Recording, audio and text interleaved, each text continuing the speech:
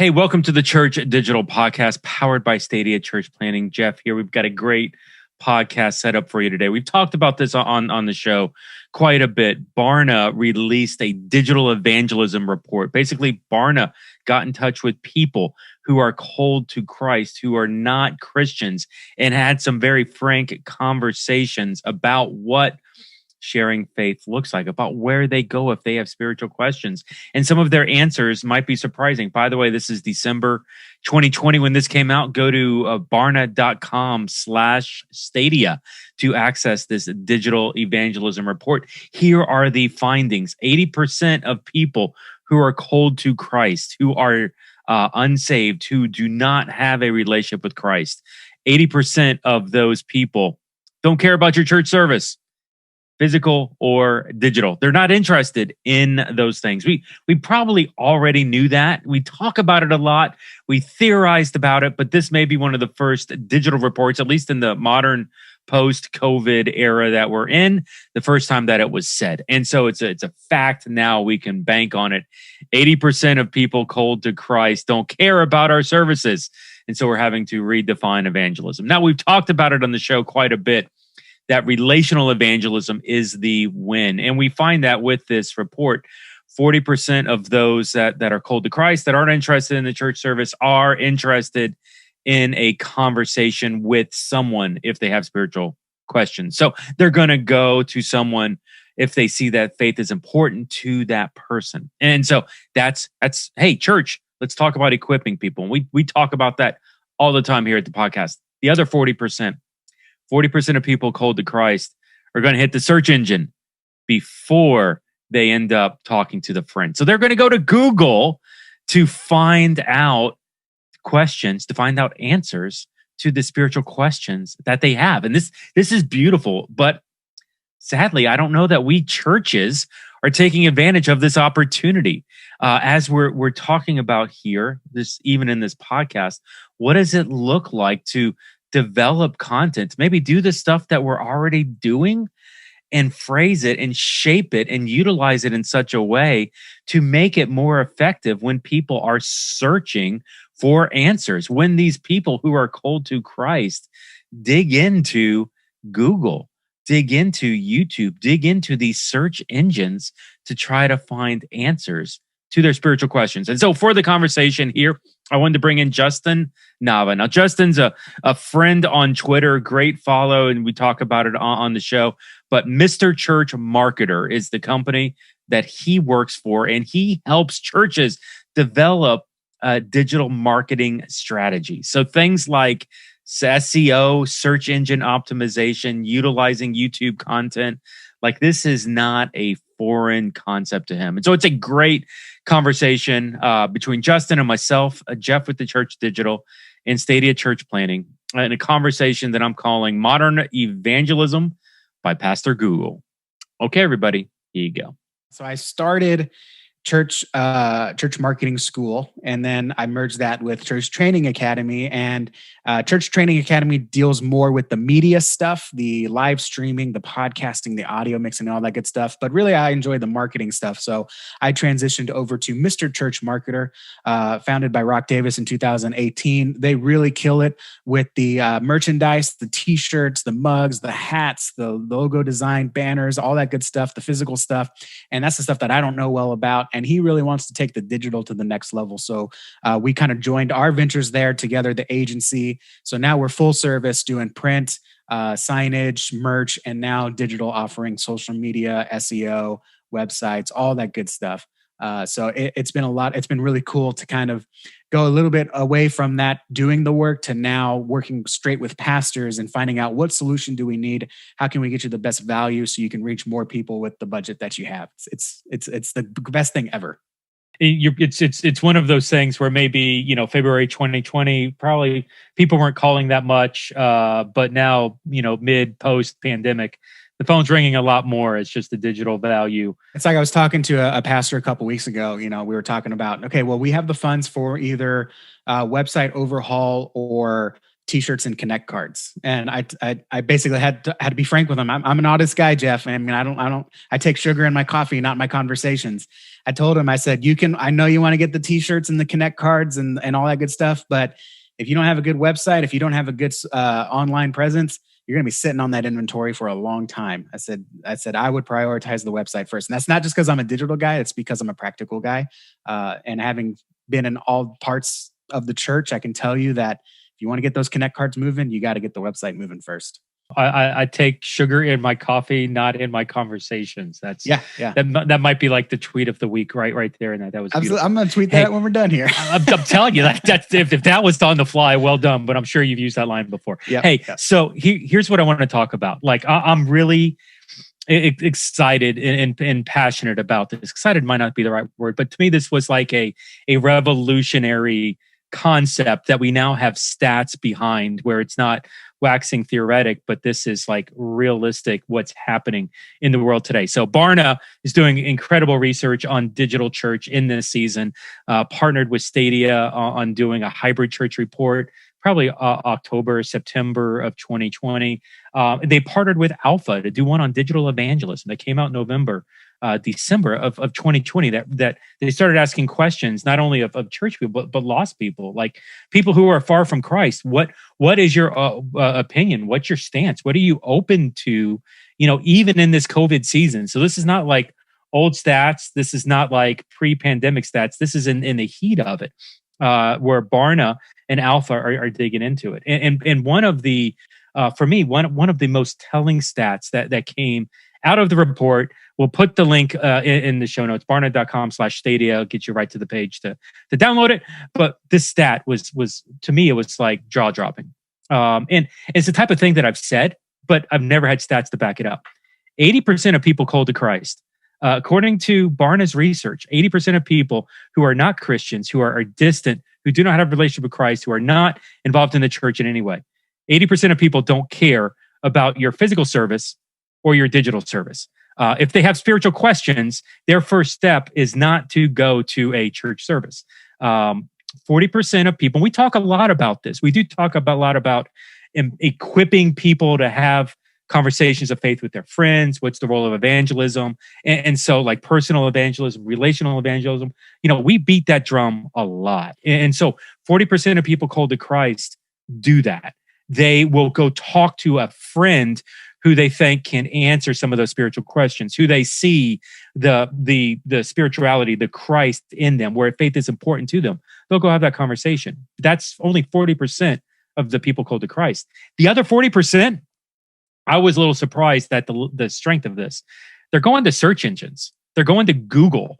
They're going to YouTube to kind of search around to find these answers. And honestly, 40% of people called to Christ engaging with Google, Pastor Google, in this situation. Honestly, it surprised me a little bit that it was that high, but it made me realize, man, we as churches, we are horrible in SEO. We're horrible in these things. And if we are, it's more towards come visit our church campus instead of maybe something that's more effective to get people engaged to answer some of these spiritual questions. And so I'm like, who am I going to bring into this conversation?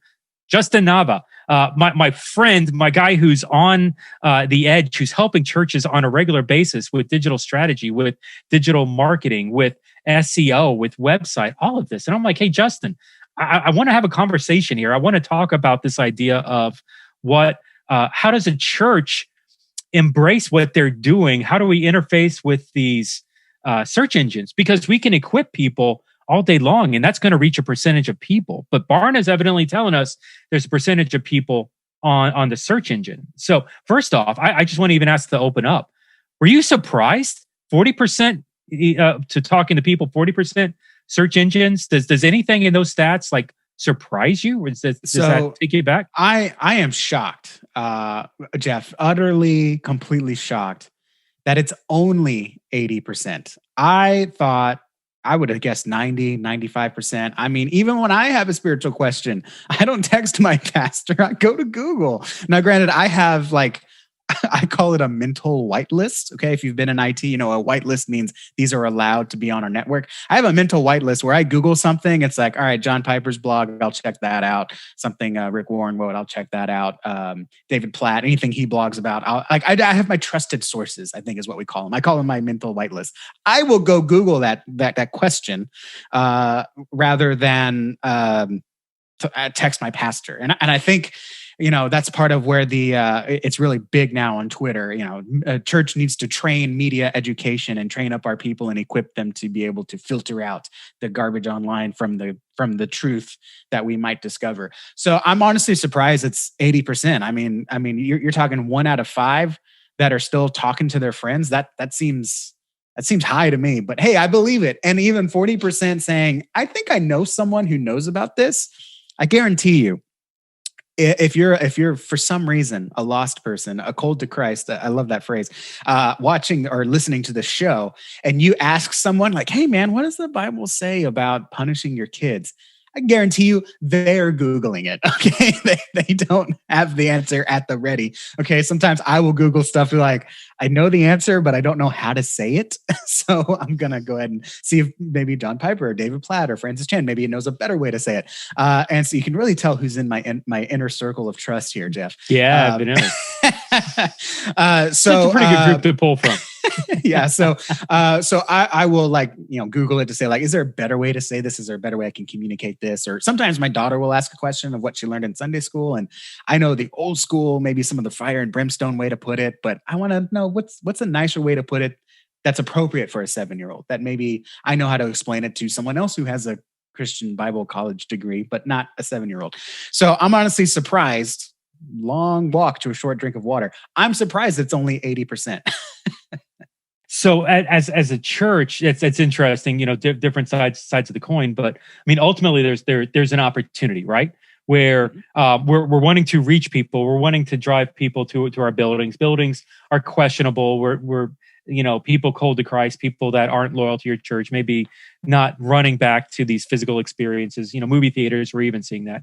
So we've got to embrace a new model. If even for the short season, I suggest it's probably long term here with utilizing Google algorithms and search engine optimization and a bunch of probably technological concepts that they don't teach pastors in seminary. Like I don't think, or at least back in my time checking out seminaries and as I was in school, like it was not, oh, let me go to seminary, learn about technical stuff. But all of a sudden, these are the tools that are going to be effectively helping churches connect with people cold to Christ. So, you know, I mean, I would love to dig into some practical aspects here.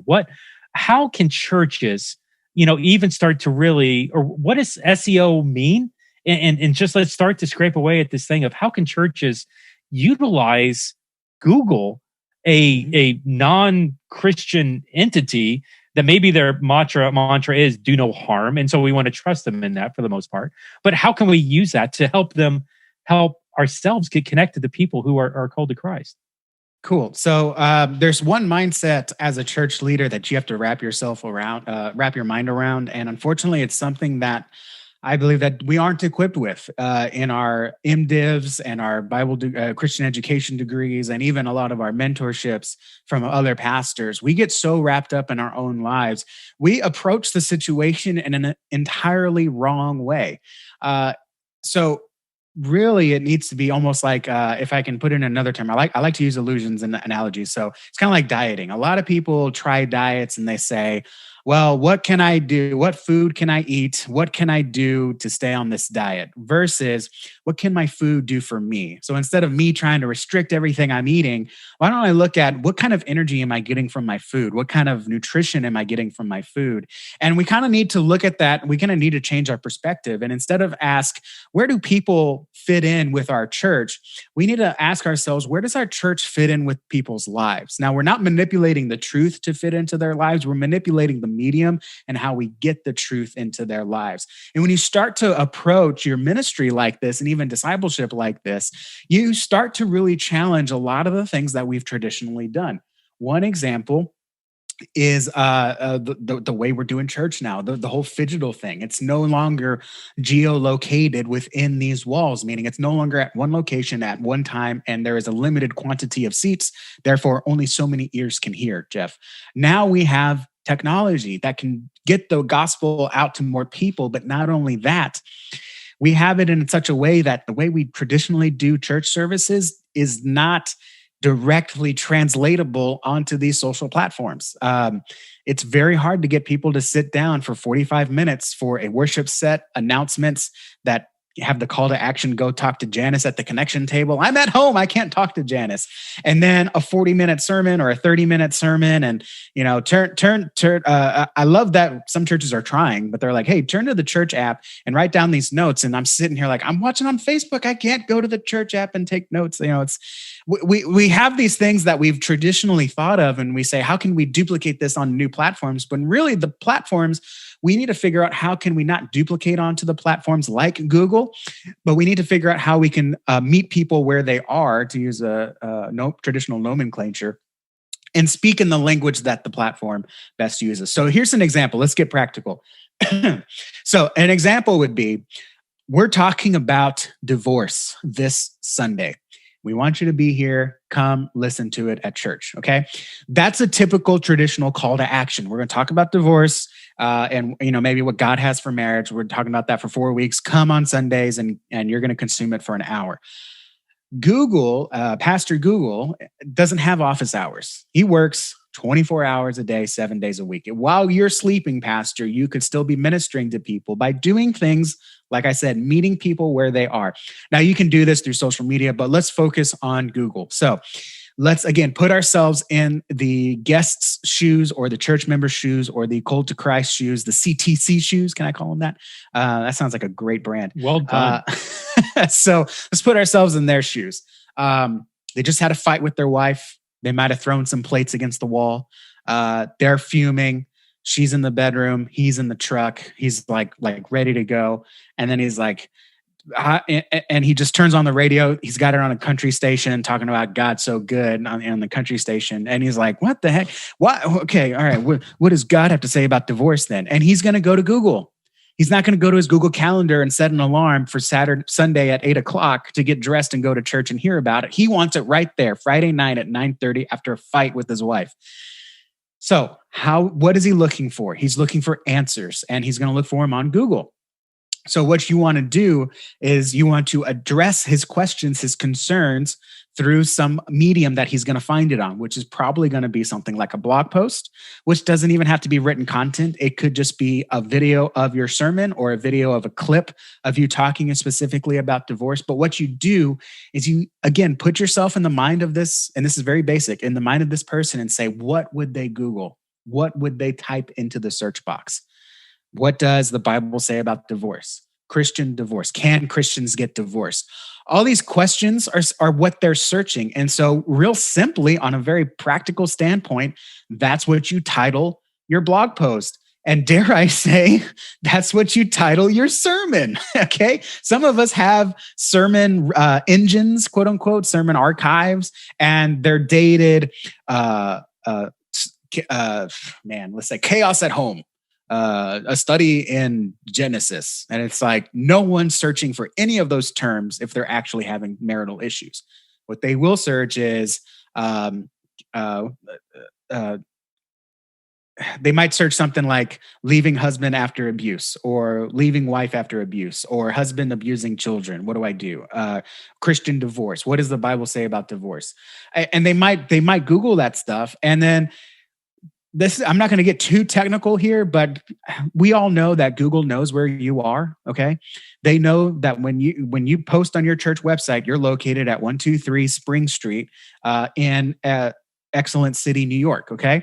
So if they are also in that area and they're searching for a term like that, there is a chance that Google knows that you're in the area, they're in the area, you have in-person services, and you're answering a question that they are asking. You can pop up that way. This is why when I type into Google fresh baked cookies, I don't get cookies from New York. I don't get cookies from Florida. I get cookies from Houston, because Google knows I'm in Houston, and it knows that Tiff's Cookies, our favorite place, is in Houston, just a couple miles down the road from us.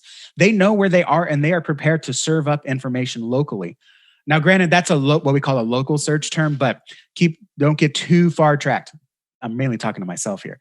So when you write a blog post, an article, or when you upload a sermon that talks about divorce, you want to appropriately title and put appropriate information in there.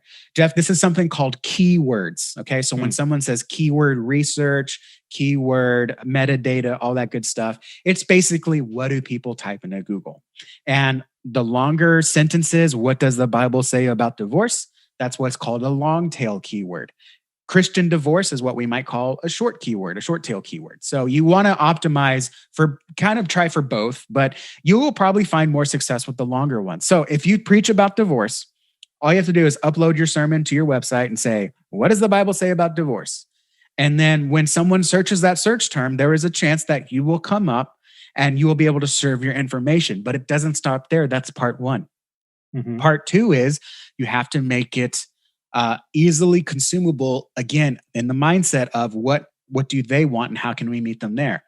You cannot upload your 45-minute service with your worship and announcements and then sermon starting 30 minutes in which case you do, what's the opposite of a benediction? When you start with a prayer, you read the scripture, and then you pray for 5 minutes, and then you finally get to the content.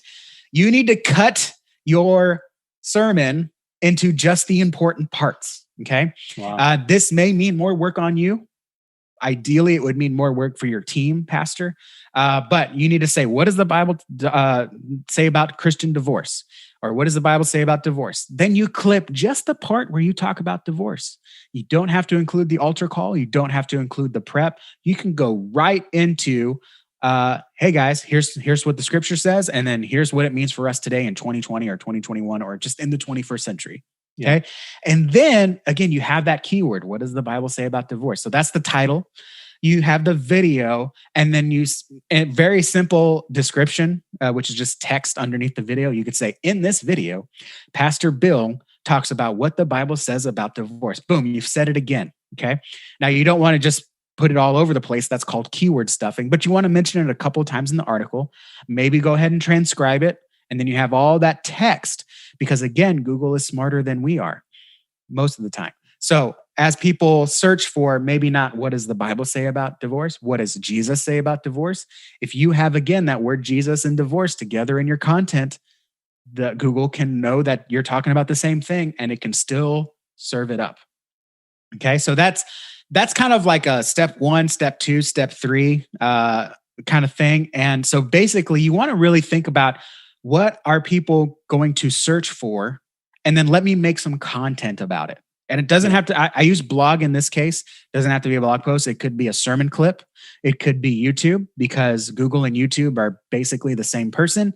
It's two parts of the same alphabet trinity, I like to say. So you've got, when someone searches in Google, you can have a YouTube video show up at the top of the results.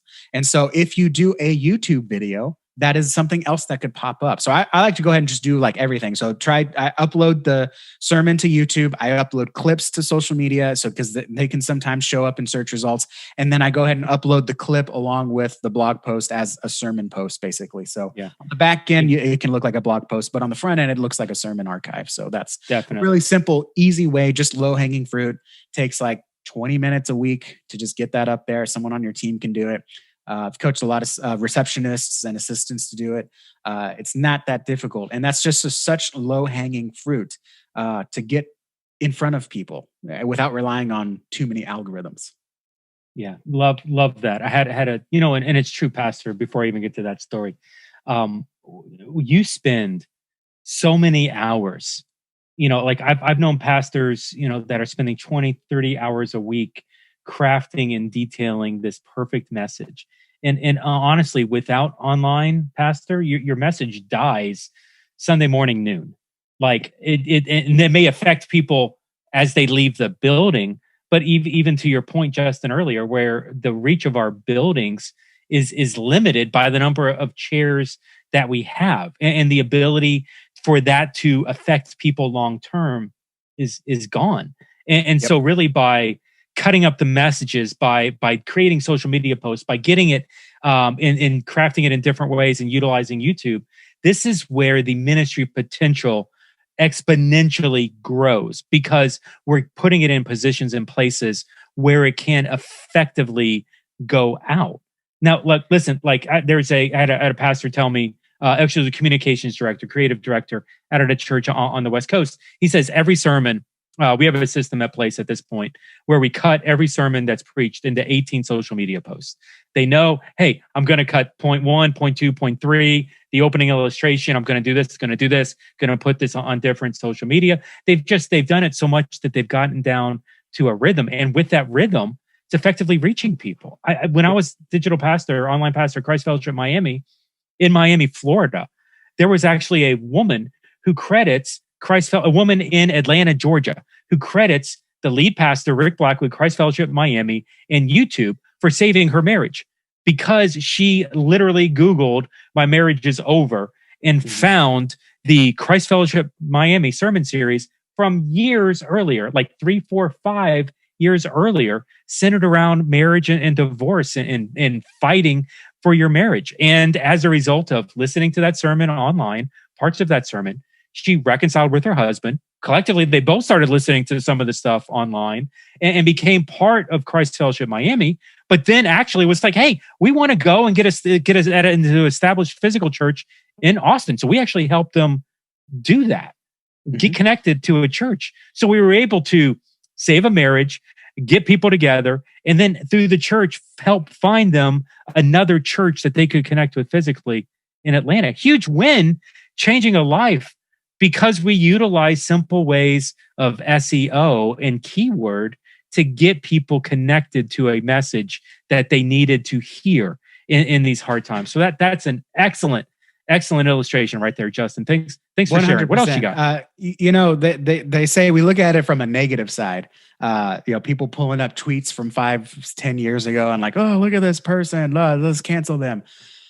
But you know what? Our gospel message will live on as well. What you preached 5 to 10 years ago, people can find because if you properly SEO it, which perhaps I should take a step back. And if you want to edit this first, as SEO, search engine optimization, means that we're optimizing our content for search engines. Okay. There are things that they want us to do and best practices, again, that the user, the Googler, wants us to do. And so when we do that, Google's happy because we're keeping people using Google, and the user is happy because we're providing them answers. So when we talk about search engine optimization, we really, again, have to look at what does the end user like, and then basically tailor content for them. And just as our tweets live for 5 to 10 years or whatever, I mean, imagine, like I said, Pastor, while you're sleeping, someone could be searching for that sermon or that information about what does God say about tattoos? What does the Bible say about tattoos?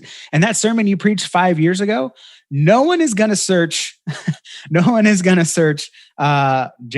15th, 2016 sermon. No one's going to search that. Okay. That was just 5 years ago. Man, that's crazy. But they will also not search Upside Down Living, the sermon series, because that's not what comes to mind when people want to say, is God okay with me having a tattoo? Or I just came to Christ, but I have a tattoo. Is that a problem? Am I not going to be able to take this arm into heaven? Please tell me.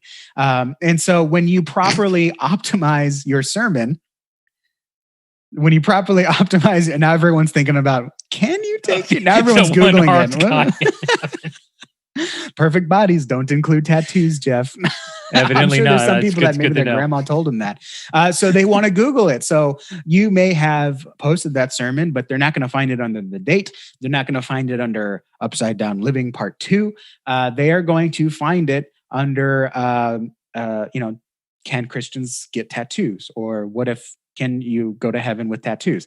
And in case the pastor, my former pastor is listening, we did a sermon series called Upside Down Living, like in 2012, 2014. So that was the first thing that came to mind. That's very generic, but it's like your typical sermon title, if you know what I'm talking about, Jeff. Yeah. So let's get creative, Pastor. Let's get creative, churches. Let's not do a sermon title called A Study of John.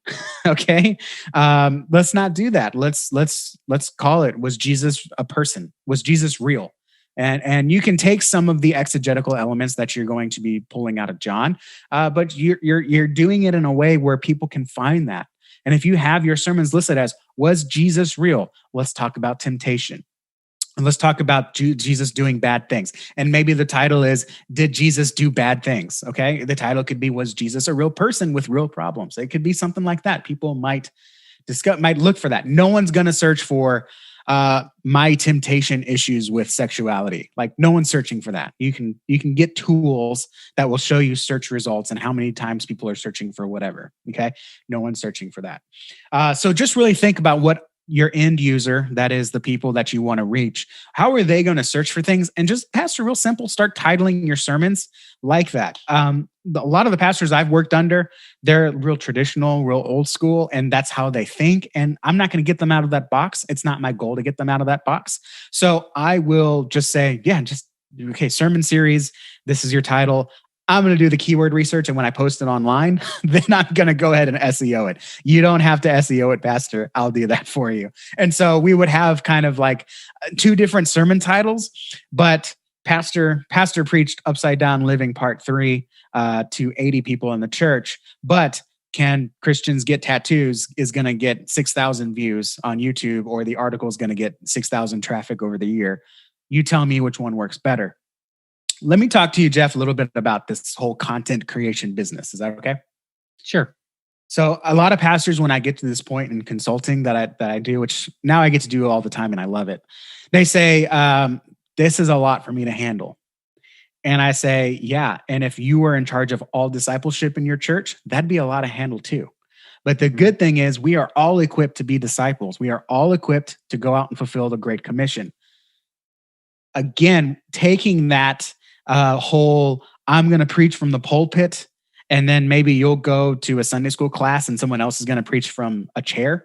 That works for in-person stuff as kind of like a conference with breakout sessions. But when you're online, you can't do all that stuff. You need a team to help you, and not just help you edit and set up lights and publishing and all that. They can help you with the content creation as well. So pastors, don't be afraid, if we're talking about written, to have some of your church members write articles for your church blog. Don't be afraid for your church members to shoot videos answering common questions about the Bible. If you trust them to go out and disciple and preach to others, you can trust them with creating content for your church. Not only that, a lot of times people will give more credence, for better or worse. In this case, it's kind of better because of the worst. But anyways, people will be more willing to listen to someone that's sitting in a chair like you or I am and just talking about, hey guys, I have a tattoo.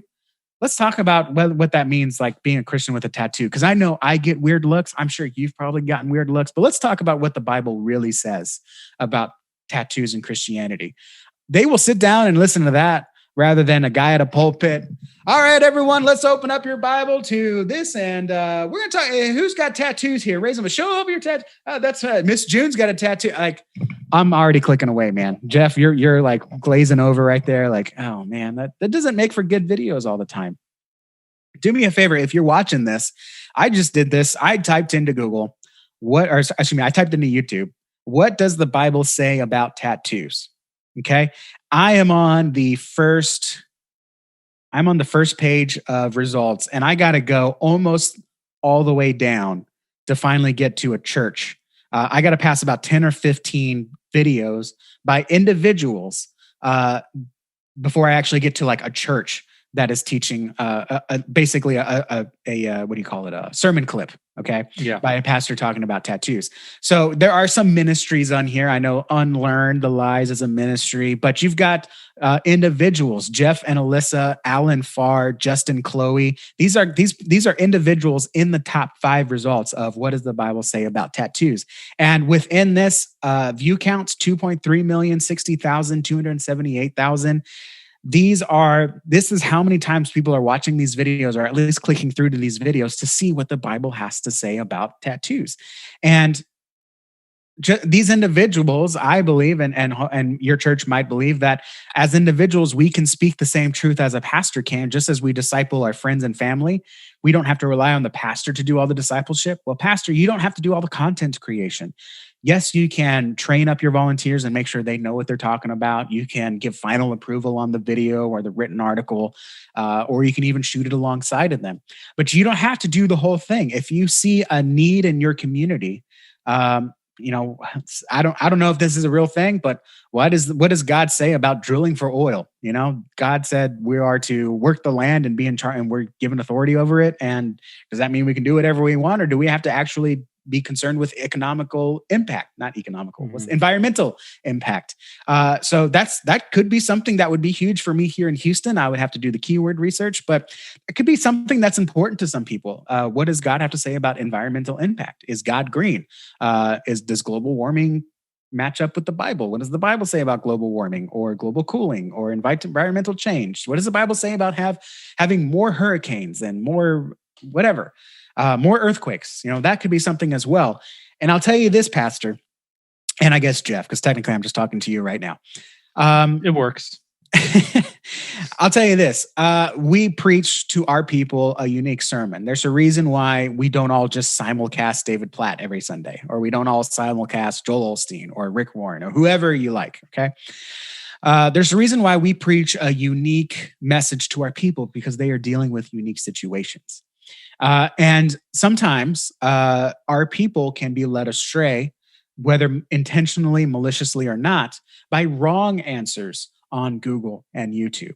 And the best way to get the truth out there is no longer, don't listen to them, come listen to me. Now you need to be in the fray. Okay. And it's not like a fight, like I got to try to outperform these guys and get more views and rank higher. It's not about that. It's just about being present.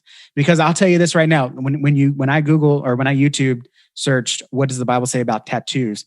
One video has 2.3 million views. The two videos that are above it have less views. Okay. So Google has taken something it knows about me, and the video with the most views that obviously like most people like, that's also older, it's not number one for me. It's these other videos. So YouTube has said, there's something about Justin. We don't want to show him the most viewed one. There's something about Unlearn the Lies and Grunge that might resonate with Justin better. Either these guys are more local, or I've watched videos that, my friends have watched their videos. And so it knows that, because my friends watched and like it, maybe I'll watch it and like it. Google knows so much about us, and I know this is going to make a lot of people nervous, but we can leverage that to our advantage, church. We need to use that. We can't say, stop listening to them and come listen to me this Sunday. We need to be in the fray. We need to be in the results. And we have to kind of, honestly take some time to learn that stuff, or get a team member to invest and learn in that stuff. Get consulting, get continuing education, buy some courses, go to conferences, because just as pastors need to do continuing education on counseling and new forms of psychology that we can use in ministry to help diagnose issues, or even I'm working with a potential client that's looking to train up church leaders and working with mental illness within their congregation. I think that's great.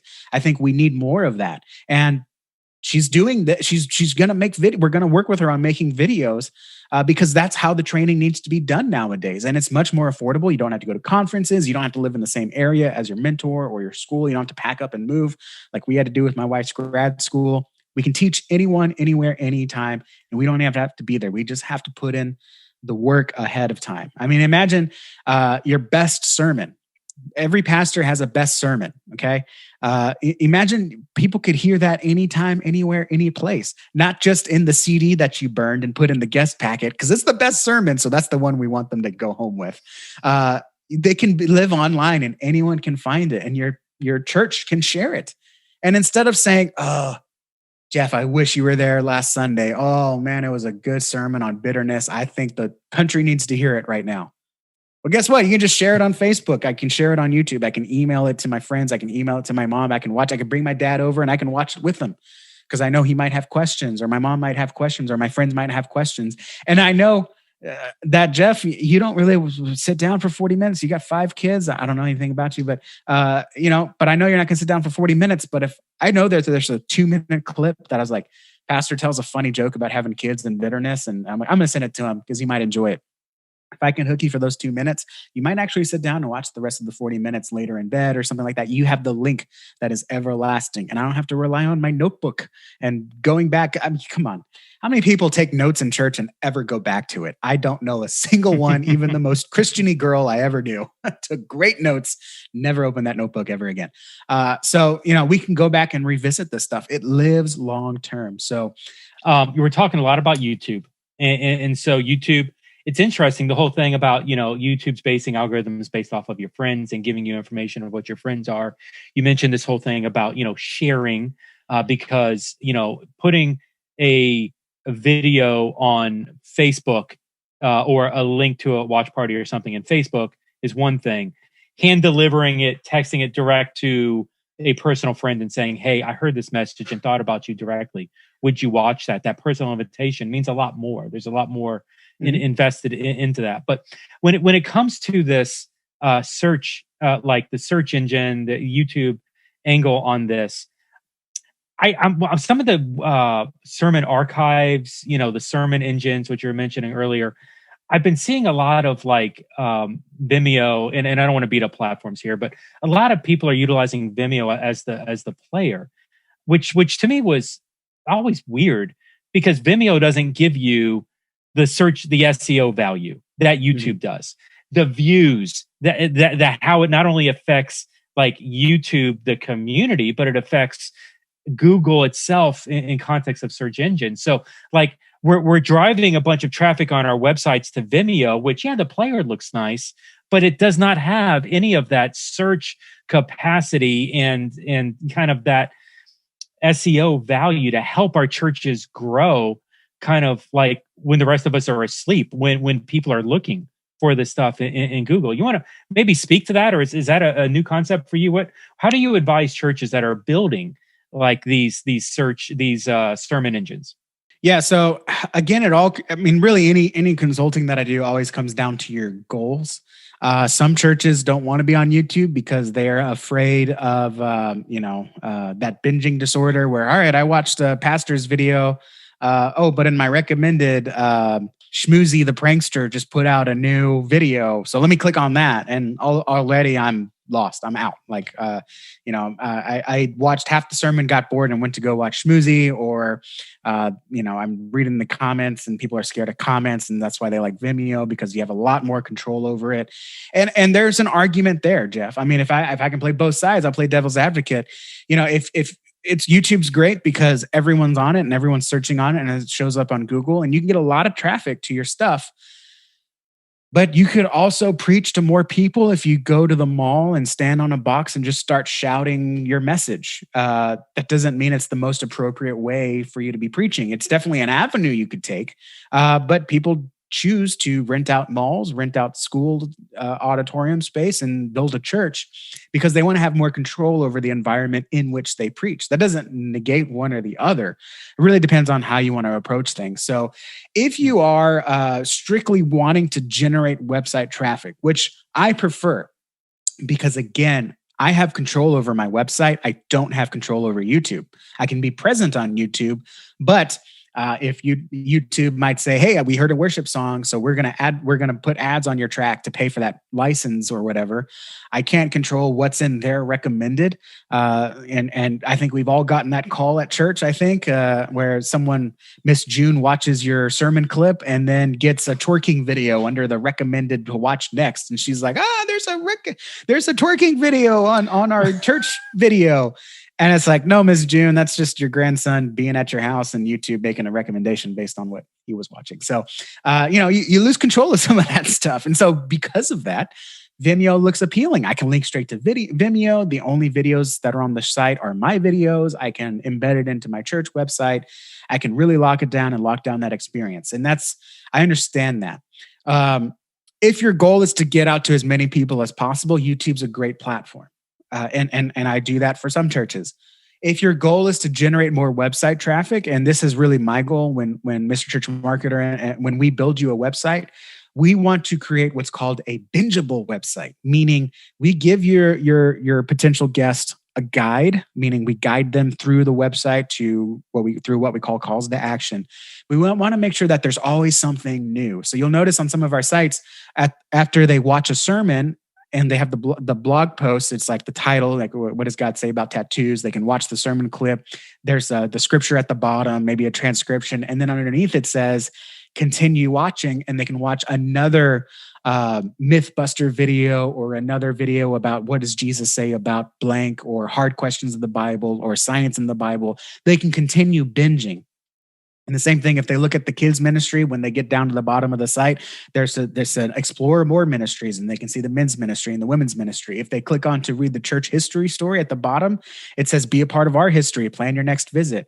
If you're on the staff page, there's connect with a pastor, and they can submit a form to have coffee with the pastor. There's always something for them to take a next step on. And if that's the goal of the website, then you putting up a YouTube video that you don't have much control over might work against the goal of your website. And so we might want Vimeo because it runs smoother, it collapses easier. I mean, they both do the same job well, but there's a couple of reasons why you might want to lock that down on Vimeo. And just the way Vimeo encodes videos, they just look better. So if you're going to spend all this time and money on a nice camera with a nice backdrop, let's have it look good, right? Instead of YouTube that's going to auto scale it down to 360, even though you've got gigabit internet. It just depends on the goal of the site. So if you're looking at Vimeo, if you're on Vimeo, there's nothing wrong with that. But if your goal is really to be discovered by more people, Vimeo doesn't show up in church search results. YouTube will. So you really need to focus on getting the proper keyword. And you don't have to do keyword research. Just again, think about what would someone Google to find this video. And that's the title of your video. And then put it again in the description as a human would talk. Don't try to just put tattoo, Christian, church, Bible. Let's talk about it. No, let's be conversational.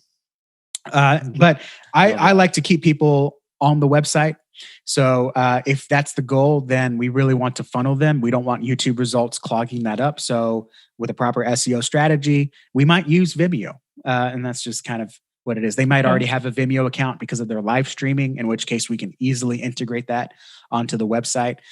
There's really no wrong answer. It's just only wrong if it works against your goals for the church. And this is where I really pride myself on being a consultant for churches and finding solutions that are unique to your goals. Where do you want to be in 6 months, 1 year, 5 years? Rather than what I call like a vitamin salesman. That's like, how much weight do you want to lose? Here's a couple supplements. Which one do you want to buy? And it's like, you don't know which one's going to work for you. You don't know which one's going to do you harm. Which one's going to blow your budget and give you no results. Let's diagnose the issue and where you want to go, and let's do something prescriptive. And that's really where SEO kind of shines, is because you're really doing everything for the good of the end user, the person that's going to be consuming your content. And that's really the end goal of all of this, is to make it better for them so they can hear you easier. Hey, let me ask this, because we've got these 40-minute sermons, 30-minute sermons. Nobody's sitting down to watch a 30, 40-minute, a CTC, somebody called to Christ. They're probably not going to process that sermon. And so we're using language like cut it down shorter, cut it down smaller, clips of it. From a pure beginner standpoint, just even analyzing the content. Is it like the opening an analogy, the points?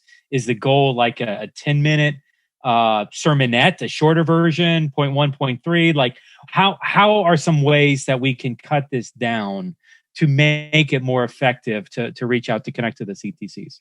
Sure. So it really comes down to some trial and error, because again, there is no one size fits all. I think we've all had that syndrome where we see the church down the street or Elevation, North Point, Saddleback. We see something that they do on social media and it's like, let's do that. And we make our own pastoral quote clip, and it doesn't get any likes or shares and maybe one comment from you. Okay. You commented on your own post you did for the church, and you sit there and you wonder, why didn't this work? It worked so well for this church across the street, but it didn't work well for us.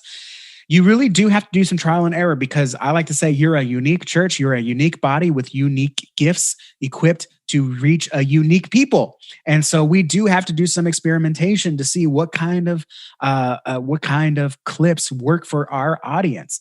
And, you can find a formula, but what works for one church is not going to work for your church. So What I like to do personally, I don't like to stick to a formula where, I mean, when you say I got to pull 18 clips from this one sermon, I'm not going to do that. Okay. Because I'm going to get a bunch of useless clips and a couple of them that I know are going to be nice.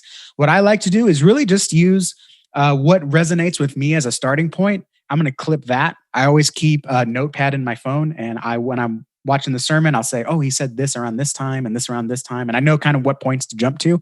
And I'll just start by clipping those. I don't have a formula that says it has to be 3 minutes. It has to be 5 minutes, however long the story is. Okay. I've watched plenty of 7-minute videos on Facebook, even though they say 1.5 minutes is best. Why? Because the story was captivating. It really intrigued me. I skipped a lot of 1.5 minute videos because the story was boring. The look was boring. The speaker was not interactive at all. The sound was bad. So just because it's 1.5 minutes or 3 minutes does not magically mean more people are going to see it. It all comes down to the presentation, the content itself. So when I start with something myself, and Pastor, I know when you walk off that stage, no pastor is humble enough to say, that was a good sermon. Let's never think about it again. No, when you walk off the stage and you go back into your car and you're like, man, that story was awesome. Everyone laughed at it. It was so great. Or, oh man, the emotion, the spirit was working when I told this one story or when I delivered that call at the end. God was moving. That was great. Whatever gets you excited or whatever resonates with you, if you're a team member and you're watching the sermon, write down the stories that resonate with you and then clip those stories. I'll be honest, Jeff, some weeks I get 3 clips. Some weeks I get like 8 and I'm good for like 2 weeks of social posts. Some weeks are really, really theologically heavy. And I know it's not going to talk at all to those CTC people. So I might only get 1 clip, which just happens to be an amusing story about the pastor's shoes. Doesn't really have a gospel presentation or connection to it, but it's a funny story. People will watch it. It humanizes the pastor. It humanizes the church, which we need more of today. So I'll still share that, but I got 1 clip that week and I'm okay with that. Once you get those clips, then you go back into your analytics. Okay. This is your insights, whatever you want to call it, your clips on YouTube. And you look back and you say, man, people really love pastors' jokes. Okay. My church, we are blessed with a funny pastor, and we are blessed in that he really does recognize God's hand in humor and the sense of humor. I mean, it's a sense. It's our 6th sense is humor. So our Facebook page, as weird as it was for me when I joined the team, it's mostly jokes. And a lot of pastors would be like, all you're doing is telling jokes and you're not really sharing the gospel.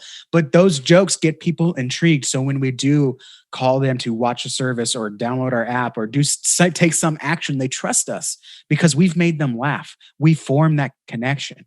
That's what works for us. The deep theological, like God said this and this and that, the picture quote posts don't work for us. Even a lot of the what's your favorite sci-fi movie posts that everyone loves says, oh, get 50 engagements. Those don't work for us. Jokes do, and especially corny jokes. We got a huge dad joke audience. So we do a lot of that in our church, and it works really well to connect with people. And people will reach out and say, hey, your pastor, he's hilarious and I can relate to him. He's got some really funny stories. How can I talk? Because I need to talk to someone and I trust him. That's what works for us. Another church, it was actually those deeper spiritual truths, because again, it was a Catholic heavy place. They grew up in the Bible, but they didn't really, God was a mystery. And so when we unraveled that mystery as a Baptist church, people kind of felt closer to God. And so those kinds of stories worked, and those kind of revelatory preaching moments worked for us. And it wasn't a 3-minute, 5-minute secret sauce. It was just what impacted us. And then over a few weeks, a few months of posting, I went back and saw, man, these deeper scriptural truths, these really resonated with people. And so, I looked for those and I posted those. And then I would even put some money behind those because I knew it wouldn't be wasted. It would speak to more people. And then funny enough, my pastor made, it was during the 2016 election, he made, it was like 45 seconds, but basically the idea was the flag doesn't get you into heaven. The American flag doesn't get you into heaven. And it was very controversial in our church. And I was like, can we post this? It's a really great thing, but man, like it might rile some people up. Not a single negative comment, negative thought, even people that were like, oh, he went there. The next week, they were like, you know what? That was actually really good. I shared that. That was one of our best performing videos. Pastor knew that this is an issue that it doesn't end on Sunday. It goes throughout the week. And so he did a few more, not intentionally like, let's just do some videos, but it kind of came to mind when he was preaching. And we would clip those, and those did really well. People really felt like this is an issue that's important to our community and our culture, and we need to share this stuff. And it's really big on Twitter right now. And some pastors are addressing it. Some pastors are ignoring it, like it or hate it. But that's what works. And so you just have to go into your analytics. I don't like to follow a formula, because then what that does is that gets you a bunch of mediocre posts that your good posts can get lost in. So just if a story hits you, or if you're like, man, people really enjoyed that, that's what you clip. Start with that. And then in your analytics, you'll kind of figure out what people really care about. And you can just start to duplicate that and scale that up instead of continuing to test over time. Talk to me about this. So, like, experimenting, we got to find that balance. How long do we stick with the experiment? Like, is it, man, I should see instantaneous results like week to week, or man, I really got to see 3 months, 4 months, 6 months of doing something before I can evaluate. What's like and I get it, everything's different, but give me a range, a date. I'm a newbie. I'm testing this out. How long do I look at something not working to realize that it's not really working and I need to do something different? That's a great question. As with any project you undertake, you want to give it a time frame, a window. You don't want to have a men's group book study and 2 people show up and you cancel it after the second week. You keep going with that men's book group. And if it's only 2, it's only 2. But if it's really good, they invite their friends and they start having snacks, and that thing can really bloom. And so we want to make sure that we set a time frame for the experiments that we set out. So I might say, I'm going to post 1 video a week, and I'm going to do that for 1 month.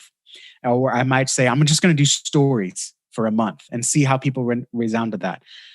Since we're supposed to really originally be talking about SEO, any proper SEO work takes about 3 months to start to see the fruits develop. In fact, when we do an SEO project to really optimize someone's website, we take no minimum than a 3-month commitment, because there has to be a lot of legwork and a lot of foundation, and Google has to see a pattern of the optimization that we're doing to start seeing the climb in the ranks that we expect to see or want to see. So any experiment that you do with SEO or with content, I mean, it's all search engines have gotten so advanced, Jeff, that SEO really just comes down to making better content. There are some best practices you need to be mindful, but if you make great content, Google will serve it up. So I recommend 3 months. It is a bit long. And you can kind of look at that and say, man, 3 months, like that means I can only try 4 new things a year. You can try the different things at the same time. It's like that Office joke where Toby's like, okay, well, you should, to prevent eye strain, you should look away from the screen every 5 minutes. And to prevent back issues, you should stand up from your desk every 5 minutes. And then you should make sure you drink water every 5 minutes. And then Michael's like, well, now they're only working 40 minutes an hour. Like they're getting it.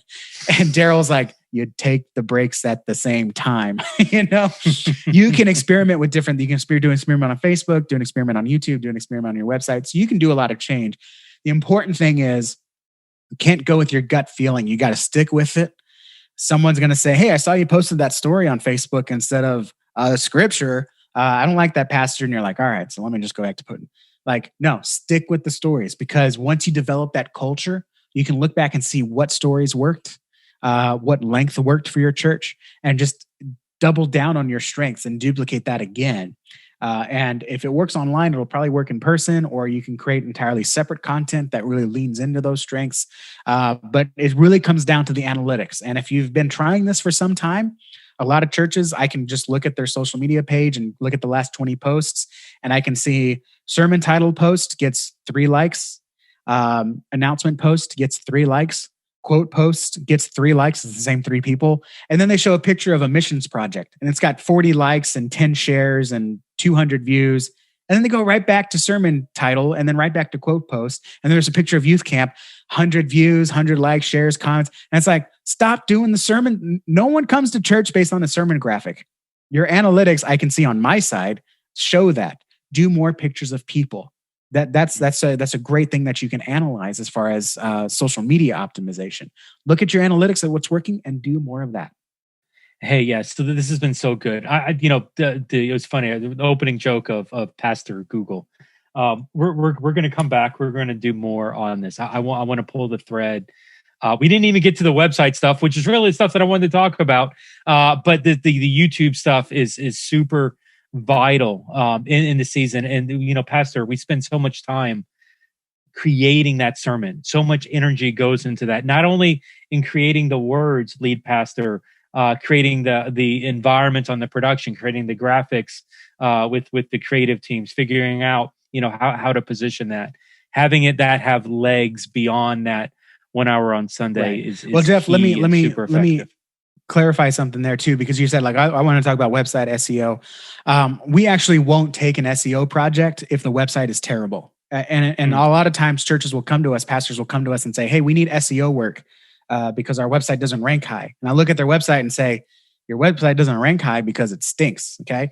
And that's censoring my language for the podcast. Yeah. Maybe you're a little nicer. I just want to, nicer you know, what I liken it to is SEO is like location in real estate. Okay. You want to have better location and rank higher in the search results. But if your house is a mess, no one's going to buy it. No one's going to want to rent from you. Whereas as at the same time, you could have a really nice, lovely house, but if you don't SEO it, it's out in the boondocks. And you can have all the amenities. You can have the vaulted ceilings and the crown molding, which I don't understand. But if it's out in the boondocks, you're not going to be able to get a lot of money for your real estate. So there is a combination there. But if you SEO a bad website, you're just going to be hurting yourself because you can have the proper local keywords. If there's no content there, if there's no meat, Google is going to forget everything and say, hey, well, he knows how to SEO, but he don't know how to make content. Again, no one goes to a website, no one goes to a video, no one visits a church because they got the right keywords. It's a combination of the two. And I'd rather you, Pastor, have great content and still be lacking the SEO because the content can get you there. And when we talk about technical SEO, on-page, off-page SEO, that's only 20% of the entire SEO pie. 80% of it really is the content. And with the way algorithms are going, they can figure out your content before you can. And so the content really is 80% of that pie. And that's why it's such front of mind. And if you want to talk about on-page SEO, directories, listing, linkings, NAP, schema markup, we can do all that stuff. But again, if you don't have the content, you're just inviting people to an empty house. Awesome. Well said. Yeah, we'll come back. I do want to revisit that conversation, but for a later day, this has been full. We have fully taken advantage of on the YouTube conversation, the balance, kind of working through some basics, content strategies centered around the sermon. So this is beautiful.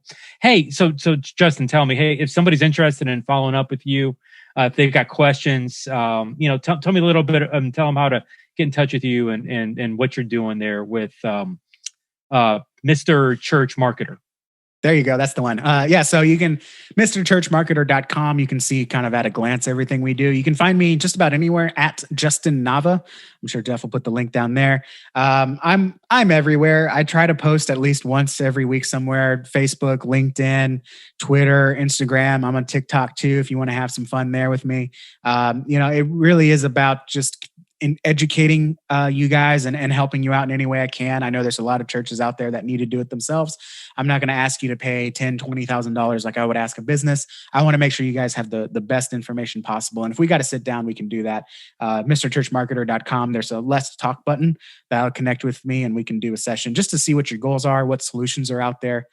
Is SEO a proper thing you should undertake to reach more people, or is it something else? That's what I love about my job, Jeff, is that, we get to really talk with pastors and see what their goals are. And, again, I'm not a vitamin salesman. I don't sell packages. I really want to craft something unique for your church that's going to get you to where you want to go and reach the people you want to reach. So Justin Nava on Twitter or MrChurchMarketer.com. You can find us there. Yeah. By the way, one of the better Twitter follows I have right now. Guys, no, you're welcome. You obviously didn't watch me today. Justin, no. I honestly, we were filming this the day of the inauguration, and no, I've been like socially absent. I'm an independent, so I just made everyone mad today. Just yelling at everybody. I was going to actually give you praise for not getting into the mess of that, but I guess I was paying attention. but honestly, for me, he's one of these guys that's restoring the network. There was a season where Twitter was kind of like at each other's throats all day long. And in this COVID season, I actually feel like Twitter has restored itself in being a valid, helpful, non-cesspool platform. Maybe that's. I said that too, and the overwhelming response is, I don't know what corner of Twitter you're on, but that's really the idea. I am such a quick thought guy. I have ADD. I've got a focus supplement here, and I try to make sure that I stay on task. And you probably got that from our conversation today. And that's why Twitter just resonates with me, because it's quick bites. It's, I have a meeting with a pastor. I've got 3 things that I told him that you might need to hear about your website, your social media. So I love tweeting. And then really all I do is I take my best performing tweets, analytics guys, and then I'd make that a Facebook post or a LinkedIn post or an Instagram post. So follow me on Twitter. You get all the best stuff. I'm so glad that we connected too. I don't remember how we first got connected, but yeah, love it. Tom Pounder's how I met everyone, but that's a later conversation. I was on his podcast talking about SEO too. Have you ever met Tom Pounder in real life? That's a question. Not in real life. No. I think it's a deep fake Russian spam bot.